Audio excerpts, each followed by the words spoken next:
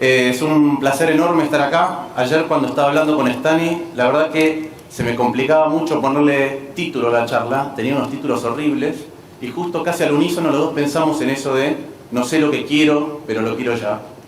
Pero no quiero hablar ya del ya. Primero me quiero ir a 40 años atrás. 40 años atrás se hizo un experimento en la Universidad de Stanford. Un psicólogo aprovechó que la Universidad de Stanford tenía una guardería a la que también iba su hija e hizo lo siguiente. Tomó a los niños, uno por uno, los llevaba a un cuarto y les ofrecía un malvavisco, un marshmallow, un dulce, algo muy apetecible para un niño. Le decía, te lo puedes comer, pero si yo salgo de la habitación y me esperás a que vuelva, y vuelvo en un ratito, te voy a dar otro. Es fantástico porque eran niños de 4 años, de esa edad, los niños recién están saliendo de las restricciones externas para posponer la gratificación instantánea y están empezando a incorporar el autocontrol. Y si quieren pueden buscar en internet las caras y las cosas que hacen los niños para no comerse el malvavisco. Se empiezan a retorcer, lo huelen, se tapan los ojos, se tapan los oídos, que no tiene nada que ver. Empiezan a comer de a poquito para ver si pueden lograr comer un poco sin que el adulto se dé vuelta. Pero finalmente solo el 30% de los niños logra posponer su deseo inmediato y llegar a los 15 minutos. Y a los 15 minutos viene el adulto y le da otro malvavisco. Y lo que dice Mitchell es muy sencillo, dice, estos niños se obsesionan con el objeto y si en lugar de hacer eso se pudieran distraer, si pudieran pensar en otra cosa, atravesarían los 15 minutos sin absolutamente ningún problema. Y después, como eran compañeros de la hija, empezó a seguirlos, a todos los niños, y empezó a ver diferencias entre los que podían posponer la gratificación instantánea y los que sucumbían ante el deseo más inmediato. Y vio que aquellos que eran capaces de autocontrolarse después tenían menos problemas de conducta, le iban mucho mejor en los exámenes de ingreso a los colegios, a la universidad, tenían menos inconvenientes para lidiar con situaciones estresantes, menos problemas de atención y menos dificultad para generar vínculos estables. Así que parece que la paciencia contra el ansia tiene beneficios, por lo menos beneficios a nivel personal. El ansia es definida como el anhelo extremo, el anhelo muy intenso, y tiene una raíz que es ansi, que está relacionada con otras palabras que conocemos en castellano. Ansi quiere decir apretar con fuerza o sofocar, ese es el origen de la palabra. Cuando ustedes hablan de angustia, cuando hablan de anginas, cuando hablan de ansiolíticos, cuando hablan de enojo, todas esas palabras tienen la misma raíz. Y por supuesto también tiene la misma raíz la palabra ansiedad. La ansiedad o los trastornos de ansiedad son el fenómeno o el problema mental más grande que enfrenta el mundo, y más allá de las problemáticas personales que genera la ansiedad, desde el punto de vista social, la mayor fuente de ansiedad es la incertidumbre económica. Cuando la economía es mala, nos ponemos ansiosos, y para nosotros, para los economistas, la economía mala, la economía en mala salud, se llama recesión. Y está claro por qué la recesión genera ansiedad. Este es el promedio de lo que ha ocurrido en Argentina cada vez que hay una recesión. Hay 330.000 desempleados nuevos, hay más de 2 millones de pobres nuevos y la desigualdad aumenta 10%. Entonces, está clarísimo que es cuando la economía no funciona como corresponde, nos volvemos un poquito más ansiosos. Y es fácil, creo, entender la raíz de este problema. ¿Por qué nos ponemos impacientes cuando las cosas no funcionan? Si apelamos a la lógica del malvavisco. Supongamos que vamos por una ruta y podemos tomar 100 pesos ahora, nos detenemos y tomamos los 100 pesos, pero algo mucho más importante, algo que vale 10 veces más, un poquitito más adelante. Si seguimos caminando despacio, podemos llegar a esos 1000. No hace falta mucho. Pero realmente la capacidad de ver esos 1000, de percibir que están cerca, de que los podemos alcanzar, depende mucho del estado del camino. Si el estado del camino es como esta ruta, y está ahí nomás, decimos sí, hacemos el esfuerzo, posponemos la gratificación instantánea y vamos a llegar a los 1000. Pero si la ruta empieza a ser así, ya es mucho más complicado. No vemos bien qué hay después de atravesar todos los obstáculos, después de sufrir todos los accidentes, y por ahí, en lugar de seguir por esta ruta tan pero tan complicada, preferimos los 100 ya. Esas grietas que ven ahí son las recesiones de una economía. Y cuando caemos en la grieta, ni siquiera vemos un signo de interrogación allá atrás, sino que vemos esto, todo negro. Entonces es fácil entender, cuando la economía no funciona bien, por qué todos nos ponemos un poquito más impacientes. Cuando la economía tiene recesión, ¿por qué nos ponemos impacientes? Y la verdad que los argentinos en esto de las recesiones somos una suerte de campeones del mundo. Nosotros hemos tenido desde 1885, que hay datos, una recesión cada 4 años en promedio. Solo 4 veces a lo largo de toda nuestra historia hemos podido crecer 4 años consecutivos al 4%, que tampoco es una tasa tan importante. Solamente 4 veces en aproximadamente 135 años, perdón, 115 años hemos logrado esto. 125 años hemos logrado esto. Solamente 4 veces, no es la norma para otros países. Desde 1975, si en los últimos 35 años, Argentina tuvo 14 recesiones. Y además de 14 recesiones tuvimos una crisis con nombre y apellido cada 5 años. Una crisis con nombre y apellido para mí es una crisis machaza. Es una crisis como son los huracanes en Estados Unidos cuando le ponen nombre de mujer. Nosotros le ponemos otros nombres que ustedes tienen ahí. Pero son crisis muy fuertes. Y esto no es la norma de otros países, pero sí hace que nosotros nos volvamos un poquito más impacientes, que nos cueste mucho más ver qué es lo que hay si hacemos un esfuerzo, si perseveramos un poquito más y si llegamos un poquito más adelante. Cuando alguien dice que pasamos 14 años entre los últimos 35 en recesión, quiere decir que una persona que empezó a trabajar a los 20 y tiene 55 pasó el 40% de su vida laboral sumergido en una grieta. 4 de cada 10 años metido ahí abajo. 4 de cada 10 años están en negro. Y somos particularmente campeones del mundo en esto de la recesión, de tener tantas. Tanto que a los economistas en Argentina debe ser el único país en que se les pregunta, ¿cómo la ves? ¿Bien o mal? Es una pregunta como demasiado sencilla para un economista, ¿cómo bien o mal? Entonces uno dice, ¿qué quiere decir con bien o mal? ¿Sigo haciendo, esto tira un poco más o compro dólares?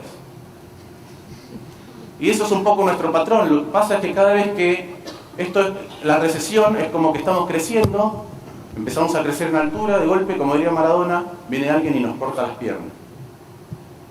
Fíjense lo siguiente, imaginemos que en 1975, es decir, 35 años atrás, va a parecer un chiste pero no lo es, un argentino, un chileno y un brasileño, y que la altura de cada uno de ellos, ¿sí?, era igual. Y esa altura es el ingreso por habitante. Entonces pasan 35 años, el argentino pasa de medir 1,75 a 2,45. Creció, ¿sí? Pero también le pasó que cada vez que crecía, de vez en cuando le cortaban un poquito las piernas. Y uno dice, bueno, ¿y cómo le fue al brasileño? El brasileño mide bastante más, en lugar de 2,45 mide 3,15. Y seguía el chileno nos mira desde arriba y mide 5,60. Pero más allá de lo que perdimos en el camino, más allá de si pudimos crecer y ser un poco más altos, si ese es nuestro ingreso por habitante, lo problemático es lo otro, lo problemático es cómo es nuestro camino. El camino de un chileno para crecer es más o menos como ese garabato que ven ahí. Va en una línea no recta hacia arriba, se pierde de vez en cuando en algunas recesiones, ¿sí?, da algunas vueltas, ocurre alguna crisis, el dólar sube, el dólar baja, pero va avanzando. Y esos datos que ven ahí son reales. Ese es el ingreso por habitante en dólares de Chile, la evolución en el último tiempo. Y el de Brasil fue más o menos así. Se perdió mucho al principio, ¿sí?, pero después siguió caminando. Y caminando, y caminando, y tiene algunos vaivenes, pero los últimos años fueron bastante en línea recta. Y uno dice, bueno, ¿y el nuestro? El nuestro es así. Y son datos reales, ¿sí? Esto no es un dibujo que me hizo un amigo, le dije, agarrá el PBI por habitante en dólares de la Argentina y haciendo un gráfico a través del tiempo. Y eso es lo que ocurre, ¿sí? Entonces, la verdad es que si uno dice, el camino que tengo para recolectar los 100 dólares es extremadamente sinuoso, tiene un montón de baches, tiene un montón de caídas, la verdad es que no sé si quiero esos 1000 dólares allá. Denme algo urgente, algo con lo que me pueda sentir bien ahora. Y así es como los argentinos nos volvemos extremadamente cortoplacistas. Extremadamente cortoplacistas. Tanto que yo diría que lo deberíamos incorporar como una de las características nacionales. Es decir, soy argentino, me gusta el fútbol, me gusta el dulce de leche, me encanta la Patagonia, soy fanático de Maradona, tomo Malbec, como asado y soy muy cortoplacista.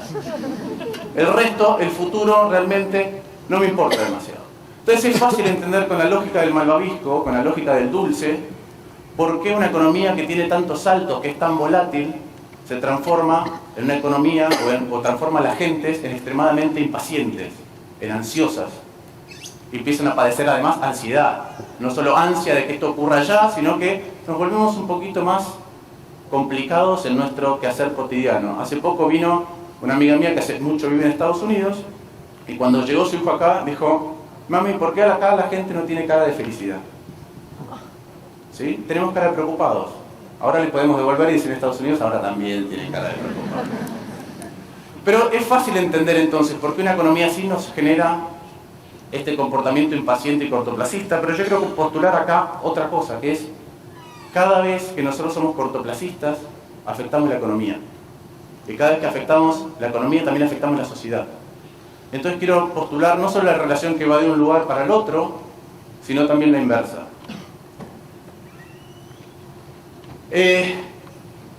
Ustedes saben que los economistas nos enseñan las cosas demasiado simplificadas. Simplificadas es cuando empezamos a estudiar economía hace mucho tiempo, lo que nos decían es: bueno, la economía se trata de lo siguiente, vos tenés que maximizar algo, que, no sé, tus beneficios, sujeto a que todo lo demás se queda igual. Todo lo demás es exactamente como lo viste en el momento, no hay reacción de nadie, y ese supuesto que es muy fuerte en economía se llama ceteris paribus, que quiere decir precisamente todo lo demás constante. Entonces, por ejemplo, para mí sería sencillísimo hacerme de mucho dinero ahora. Ustedes están congelados, absolutamente congelados, no pueden hacer nada, todos los demás, que son ustedes, es constante, y voy uno por uno y les saco la billetera. Y me hago rico de la noche a la mañana. El único problema que tiene eso es que el supuesto es un poco irrealista y me van a cagar a trompadas. Y voy a salir de acá sin dinero y golpeado. Y esto es un problema que tenía la economía para lidiar con problemas reales hasta que llegó una persona que es John Nash. Es distinto de como ustedes lo conocieron por ahí en la película Una mente brillante con Russell Crowe, ¿sí? Un poquito menos, era más joven que Russell Crowe cuando hizo la película, cuando Nash estudió. Hizo una tesis doctoral en Princeton en matemática a los 21 años, que tenía 30 páginas nomás. Sigue vivo Nash y es un genio. De hecho, esa fue la frase con la que se lo recomendaron para ingresar a Princeton. La frase de su tutor para entrar a la universidad a hacer su doctorado decía: este hombre es un genio. Y descubrió un concepto muy pero muy sencillo que ayuda a un montón de ciencias, la biología, la economía, la sociología, y que es un concepto matemático de cómo encontrar un equilibrio cuando en realidad lo que ocurre es una interacción. Y lo que dice Nash es muy pero muy intuitivo, y es lo siguiente: algo es un equilibrio cuando, dado lo que ustedes hicieron, yo no quiero cambiar lo que yo elegí, lo que yo hice, y dado lo que yo hice, ustedes no quieren cambiar lo que ustedes eligieron. Y el ejemplo más claro que se me ocurre es cuando uno se va a saludar. Si yo, ahora que los hombres también nos damos besos para saludarnos, si yo voy a saludar a alguien y le voy a dar un beso y me extiende la mano, no puede ser un equilibrio. Alguien tiene que modificar alguna de las dos cosas para llegar al equilibrio. O él cambia dado lo que yo hice y me da la mano y los dos nos damos la mano, o yo cambio dado lo que él hizo y nos damos un beso. Y cualquiera que tenga contacto con mujeres del mundo anglosajón saben de lo que hablo. O cualquiera que tenga que ir a saludar a su suegro, que es muy conservador, seguramente también sabe de lo que hablo. Entonces este es un concepto muy, pero muy sencillo, y es aplicable a un montón de cosas. Entonces yo les voy a proponer ahora jugar un juego casi igual de sencillo, que consiste en lo siguiente. Les voy a repartir mazos virtuales, ¿sí? Y esos mazos virtuales, de esos mazos virtuales ustedes van a tener que extraer una carta. No vale comunicarse, no vale hablar absolutamente con nadie. Tienen que sacar una carta. El truco está en que va a haber un premio, y el premio depende de cuánta gente elija la misma carta, ¿sí? Entonces voy a dar 10 pesos elevados a la cantidad de gente que eligió la carta menos 1, ¿sí? Eso quiere decir que si una persona elige esa carta, voy a dar 10 a la 0, es 1, se va a quedar con un peso. Si 2 personas eligen la misma carta, les voy a dar 10 pesos para repartir entre 2. Si 11 personas eligen la misma carta, le voy a dar 10.000 millones. Entre 10 se van a ir con, entre 11 se van a ir con 9.000, se van a ir con 900 millones cada uno, ¿sí? Si todos los que estamos acá elegimos la misma carta, resolvemos con nuestros propios fondos, y les aseguro que nos va a quedar plata, la crisis financiera internacional. Entonces les voy a dar 15 segundos, nada más, 15 segundos para elegir una carta. Recuerden, no es la carta, no es el número favorito, no es el color de sus amores, no es lo que les trae el mejor recuerdo, es la carta que ustedes creen que van a elegir todos los demás. Porque si logran elegir una carta que eligen todos los demás, vamos a resolver muchísimos, pero muchísimos problemas. Entonces yo les voy a dar nada más que 15 de mis preciados 3 minutos, 15 segundos de mis preciados 3 minutos para que elijan una carta. Y les pido por favor que lo hagan a conciencia.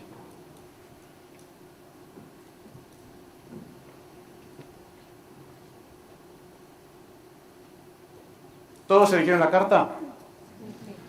Levante la mano el que eligió un as.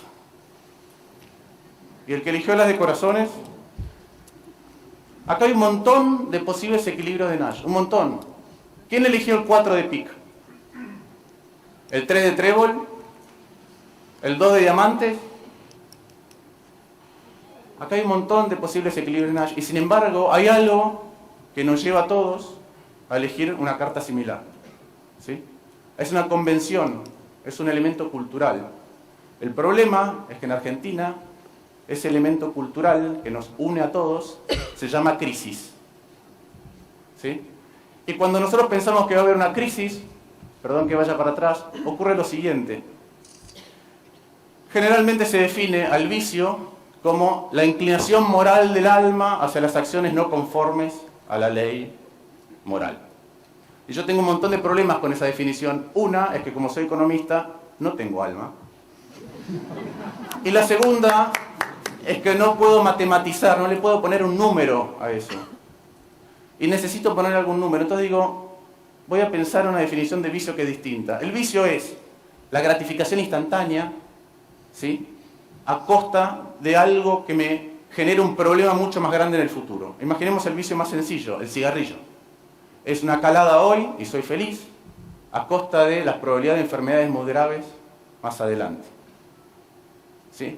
Yo les digo a ustedes, bueno, si más adelante es importante, no van a fumarse el cigarrillo. Pero si hoy ustedes están sentados al lado de Gaddafi, y Gaddafi dice, si desertás te mato, y mientras tanto los están buscando todos los rebeldes, y les agarran ganas de fumar, la pregunta es qué van a hacer. Y lo que uno hace es prender el maldito cigarrillo. Y uno paga los vicios personales con costo personal y finalmente con la muerte. Pero las sociedades no desaparecen así, solo se transforman en más y más viciosas. Una sociedad entonces que se enfoca en el corto plazo, le cuesta mucho mejorar la calidad de lo que da. Una sociedad que lo único que hace, por ejemplo, una sociedad que no hace esfuerzo por educarse, no puede prosperar. Una sociedad que consume pero ni ahorra ni invierte, no puede mejorar. Una sociedad que solo piensa en políticas de corto plazo, no tiene políticas de Estado. Y ahí está la definición que a mí más me gusta del populismo. El populismo es la supeditación del largo plazo al corto plazo. Entonces, si nosotros nos volvemos cada vez más cortoplacistas, lo que hacemos es tener una sociedad más viciosa y una sociedad peor. Y lo que tenemos que lograr, en algún momento, es salir de las de corazones, de que las de corazones es esto. Crisis, crisis, crisis, un solo malvavisco. Empezar a entender que lo que tenemos que pensar para lograr el segundo malvavisco es pensar en el progreso. Y traté de que mis economistas buscaran imágenes del progreso, pero que son muy chicos y no las encontraron. Y entonces pusieron gente que podía pensar en el largo plazo, como Leluar o como Favaloro. Y esa es la manera de conseguir los dos malvaviscos. Muchas gracias. Gracias. A ver si hay equilibrio. A ver si hay equilibrio. Hubo equilibrio, hubo equilibrio. No te vayas.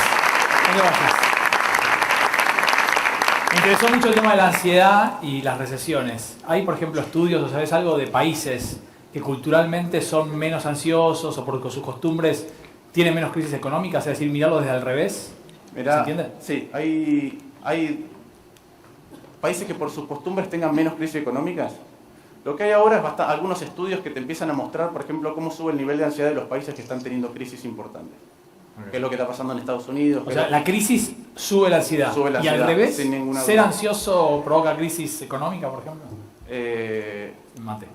No he encontrado. No, creo que nosotros somos un muy buen ejemplo, porque muchas veces elegimos atajos para conseguir réditos, ya sea económicos o mayor nivel de consumo, etcétera, y a costa de algo que finalmente hace explosión. El atajo de la convertibilidad es uno, el atajo del consumo extremo que tenemos ahora es otro, y eso va incubando problemas. Pensar siempre en el corto plazo va incubando problemas que finalmente tienen un impacto económico posterior. Estoy convencido de que todas estas cosas están muy relacionadas con la educación. Te quiero poner en un lugar. Si mañana fueses, quizá no quieras, ¿no? Pero si mañana fueses ministro de Educación, ¿cuáles serían las 3 cosas que harías en este país, en este momento? Perdón por ser... Una tiene mucho que ver con que lo que es fácil en el corto plazo y difícil en el largo. Es decir, entregar notebooks o netbooks, o no sé cómo se llaman, porque no soy muy tecnológico como habrán visto, pero entregar computadoras a los chicos no está ni por lejos probado que mejore el rendimiento escolar. Y todos los estudios que se han hecho, hay dos grandes cosas que mejoran el rendimiento escolar. En lugares muy pobres, combatir o desparasitar para que los chicos vayan al colegio y tengan buena salud. Y la segunda, mejores profesores. Sin mejores educadores no se puede tener mejor educación. Pero eso requiere el largo plazo. Entregar las netbooks es fácil, discutir con un gremio es muy, pero muy difícil. Ah, esa es una. Dos más. Yo tengo familia en Suecia y algo que me sorprendió mucho. En mi familia hay un montón de docentes. Y los que viven en Suecia también son docentes. Y vi una vez muy claro cómo la solidaridad se enseña desde el colegio. Se enseña desde la escuela desde muy chiquitos. En el segundo grado tienen un libro de texto que no tiene una sola palabra, pero tiene un montón de imágenes como, por ejemplo, dos perros atados por la misma correa que tratan de comer de dos platos distintos y se empiezan a ahorcar hasta que los dos deciden ir a un lugar y después los dos al otro. Y es algo que me parece que se inculca, un montón de cosas se inculcan desde la escuela. Creo que eso sería muy importante, volver a una escuela que inculcaba valores e integraba. Muchas gracias, buenísimo. Explica lo difícil fácil. Qué bueno. Qué bueno.